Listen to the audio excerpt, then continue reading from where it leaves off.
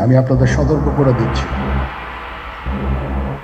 আপনারা যদি নিজেদের মধ্যে ভেদাভেদ ভুলে একসাথে কাজ না করতে পারেন, নিজেরা যদি কাদা ছোড়াছুড়ি করেন, মারামারি কাটাকাটি করেন, এই দেশ এবং জাতির স্বাধীনতা সার্বভৌমত্ব বিপন্ন হবে। সেনা প্রধানের স্পষ্ট বার্তা, দেশের গণতন্ত্র বিপন্ন হতে চলেছে।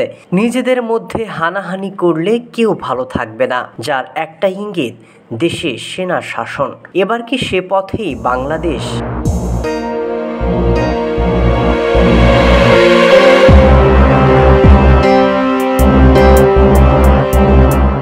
জুলাই বিপ্লব, বাংলাদেশ সেনাবাহিনী আর শেখ হাসিনার পতন, এই তিনটি ঘটনা এক সূত্রে গাঁথা। তবে মাত্র 9 মাসেই এখন সরকার বিরোধী বিক্ষোভ, এমনকি জনসম্মুখে রোষানলে পড়ছে সরকারের কর্মকর্তারা। জোরালো হচ্ছে সরকার পতনের আওয়াজ।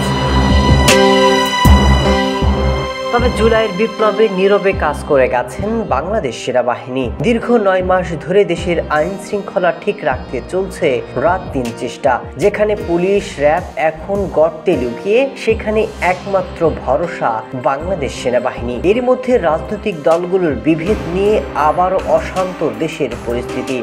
এমন অবস্থায় দেশ রক্ষায় আবারও মাঠে সেনাবাহিনী।